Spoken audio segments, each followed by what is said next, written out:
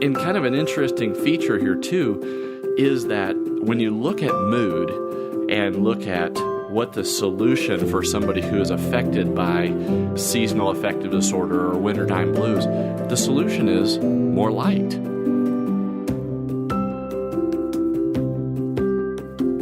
Welcome to Breaking Bread, the podcast brought to you by Apostolic Christian Counseling and Family Services. Merry Christmas. It's great to be with you, and I have Ted Witzig Jr. with me in the studio. Welcome, Ted. Thank you, Matt. It's good to be here. Ted, it is so dark. Have you noticed that? Yeah, that getting home from work in the pitch dark it's a bummer. Have you ever thought about, place yourself back a couple of millennia, But before perhaps the understanding of the Earth's tilt was understood, you could work yourself into a panic if something didn't turn around. Oh, man. Yeah. If something didn't reverse its course here, we're going to find ourselves in a tundra here in central Illinois. And really, at this time, we are affected by that lack of sunlight, aren't we? Definitely.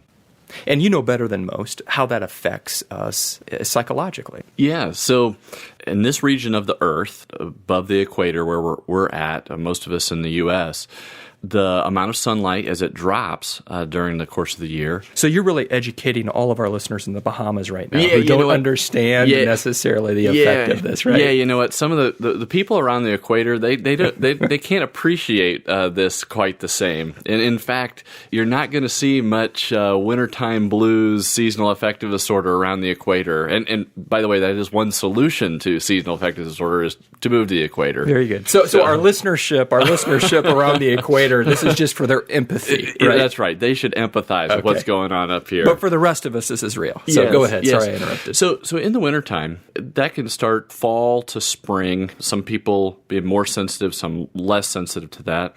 About half of the population experiences a lower mood during those wintertime months just because of the lack of sunlight and kind of the not getting outside. You've got other things that come in there too. Just you've got holidays and busyness, also not as active, getting out and moving, kind of cooped up, stressors, things like that. But really that sunlight, half of the population notices a decrease. A smaller percentage than that experiences full-blown symptoms of depression on a seasonal basis, or if they had some kind of depression or anxiety during the other parts of the year, kind of have worsening of symptoms. It amps up. Yeah, it amps up. That. Yeah. So there's this correlation, this connection between sunlight and the way that we feel. Exactly. And the way that we think. Mm-hmm. Right? Because feeling and thinking go hand in glove. That's right. It's pretty amazing because that sunlight, we like it. It feels good. We like a nice sunny day. But it also is key to the rhythms of our body, our circadian rhythms, when we sleep, when we wake, our energy cycles, and things like that. And the science on it is really fascinating. But at a practical level, one of the things I hear in the fall is people going, oh, the winter. Yeah. And kind of that ugh. Well, you brought up the word science, okay? So let me geek out a little bit. Okay. Are you aware that the sun in 1 second puts off more energy than what all of mankind has consumed in the whole spectrum of the world? That's incredible. It's amazing. Isn't that amazing? It's amazing. The power of the sun, just the sheer power. Yeah. You could almost make a case that it's almost as supernatural of a thing in our natural world as an oxymoron, but it's mind-boggling. Yeah, and not only super powerful, but if it wasn't there, everything else would eventually break down. Without light and without being able to, for heat, for plants to be able to turn that into energy, all those things, everything stops. And so it is a great analogy to the light of Christ and the light of God and what it means to be in that light or not in that light. And kind of an interesting feature here too is that when you look at mood and look at what the solution for somebody who is affected by seasonal affective disorder or wintertime blues, the solution is more light. And you could just say, okay, well, hey, there's strobe lights, there's blue lights. I mean, my neighbor has some blue, red, green lights on his. Does it matter what kind of light there is? I'm very interested, actually. Does it? And it does. It does. That therapeutic light is measured in something called lux, L-U-X. Right. Okay? And that's a measure of light intensity. And so what we're looking for, if I say, hey, you know what, I would like you to get a light box, we're looking for a light box that puts off 10,000 lux. Okay? 10,000 lux. Now, here's the interesting thing. Normal infrared fluorescent light, what we got right above us right here, while we're in it all day, and this room is nice and bright, it's putting off about 300 lux, maybe 300 lux. And you said 10,000. 10,000. Now, in the middle of the summer, okay, where the sun is for us, it's at its brightest peak, longest days, the sun is putting off 100,000 lux of light. So in the wintertime, while we're inside, we're bathing in 300 lux a day, over time. So we have people, if they can't travel south, right, we have them get a light box. And I think it's key, this analogy, going back to Christ, is it's not just any light. Yeah. It's not just pick your own whatever. Yeah. When I tell people, look for one that says 10,000 lux. And then sitting there, and then they put that little light box on their table or whatever, and they let that shine on them for 15 to 30 minutes a day, okay, while they're reading a book or doing whatever. Okay, I don't even know where you would go to get a light box. I haven't seen it at Menards. That's usually where I shop. Yeah, well, you know what? It used to be pretty specialty stores and things like that, but if you just go on to Amazon.com and just put in, light box or... is the thing hot? 10,000. It is not. It is not hot, number one. Number two, it won't give you a tan. So sorry, It's not good. If you're in wintertime, you get kind of, it's not going to give you a tan. But the fascinating thing about it is that being in the presence of that light, particularly in the morning, seems to be the ticket for helping for boosting those lux that God has designed you to absorb and that's right, to affect our thinking and feeling. Yeah. And when I think about that, and the going back to Christ, just think about what it means to think about being in the presence of Christ or being in a relationship of Christ and kind of bathing His presence, if I just hey, I'm going to do my own thing, the taillight in this car right here, it's red, I'm going to stand in front of that for 30 minutes. It isn't going to do anything for me. Yeah. It's not going to do a thing for me. Yeah. For example, and here's a really good idea, is even in the winter when it's possible, to get up in the morning and to go for a walk, sometime in the morning up to noon, to open the shades, get that sunlight coming in. Well, that's what I was going to ask you. I'm sure the answer isn't only the light box, I would imagine, right? That is correct. So how else do we get the lux, right? So as people are inside more, sometimes they're sitting in, they're letting the shades down and things like that. So getting open the shades, get the light in, those kind of things. The other thing is depression by its nature kind of is a downward spiral, meaning you don't have as much energy because you don't feel as good, so you don't socialize as much. So you pull the shades. You miss going to that social event or a church or whatever because you just don't feel like getting out. And then, then you feel more isolated. We feel dark, and so we go to the dark. Exactly. And then you have less energy, so you do less. And it's a downward spiral. So what we want to do are the things that actually reverse that downward spiral by going, okay, you know what? I need to be exercising. I need to get myself to that Bible study, to get to church, to be around other people. And I think one of the things, again, is that concept of when we move in that direction, sometimes we're going to feel a good boost right after doing that. But ultimately, it's the moving in the right direction. Yeah. Okay? Sometimes people say, well, Ted, I walked, but I still don't feel good, and I say, okay, wait a minute. But it's in the right direction. And so much, even in our Christian walk, the reality is sometimes we're feeling good about it, sometimes we're not. We're feeling kind of out of sorts. But the question is, what's our direction? Yeah. Where are we headed? And to keep our feet moving in the direction of godliness and the things that grow our sense of well-being. I love what you're saying, and I'm going to hit on a few key words. Sure. Because Psalm 73 has been especially special to me in the last 6 months. Okay, tell me.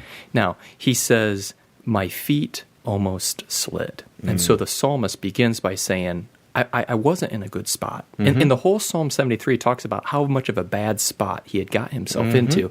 And then he speaks, but then I went into the sanctuary of God.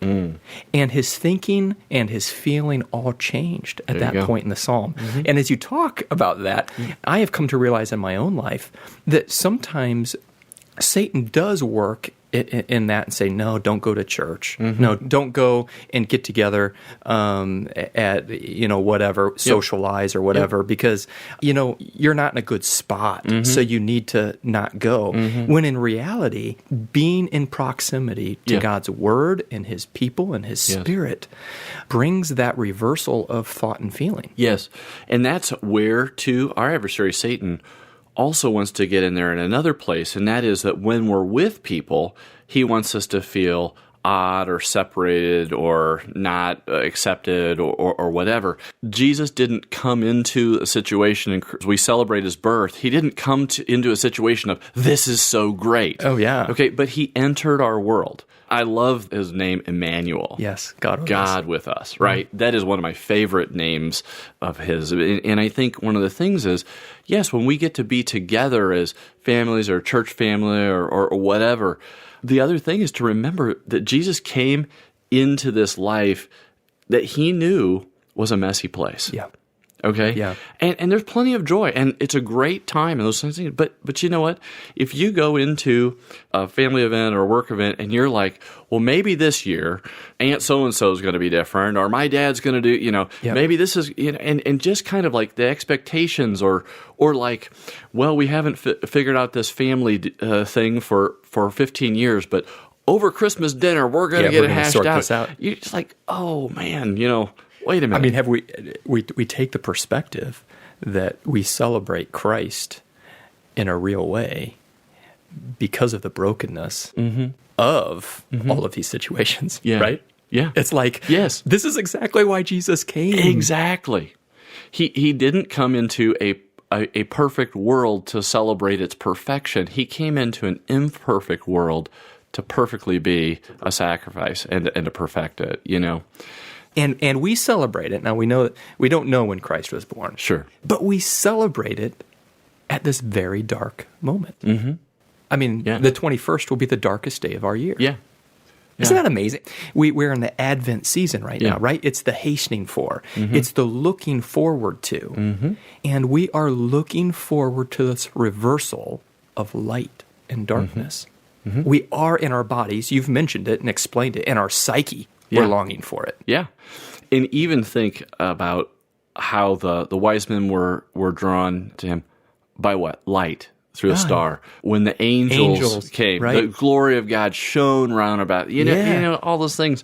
When you kind of think about the world in those categories of darkness and light, it's not an accident that God described himself. And God is light, and in him is no darkness at all, and sin and truth and those kind of things. It's not by accident. No, you can trace the narrative of light from Genesis 1. Sure.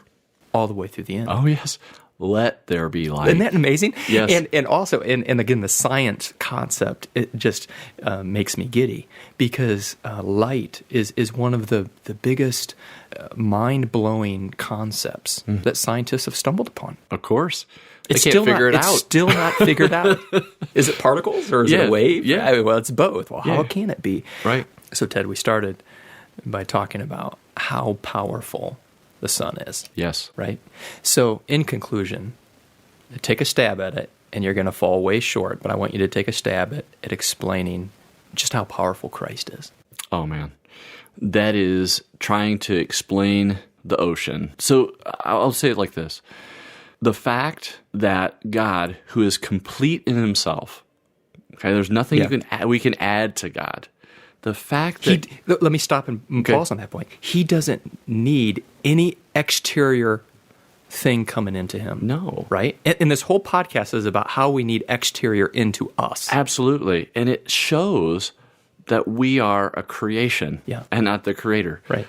So the fact that this God, who has no external needs, is willing to come here for us, it is such an act of love and grace that it highlights truly, purely a love that is unselfish and it is fully for the other. And if we can get a little bit of a grasp of that, it's truly not a human invention. And that's tremendous, because as we talk about the light box and other things, really we're going out and let's get out into the sun. Yeah. We are pursuing it. And Yeah. while we do pursue Christ, what you've really placed your finger on is He, the greatest light source, has pursued us. Oh. He has come into our darkness. Absolutely. Amazing. And I want to close here this podcast with my favorite Christmas verse. Okay. And in this verse in Luke 1, verse 78 and 79, they use the word day spring, which is a sunrise. It's the spring of a day, Gotcha. after the darkness of the night. And we read this is Zechariah as he was prophesying of Christ. Zechariah says, "Through the tender mercy of our God, whereby the day spring from on high hath visited us, to give light to them that sit in darkness and in the shadow of death, to guide our feet into the way of peace." Wow. Isn't that amazing? That Luke quoting Zechariah, it just highlights just the magnificence of God, and even, too, how the Bible, the threads of all these different things about light are in our needs all the way through. So to our listeners, Merry Christmas to you. Merry Christmas.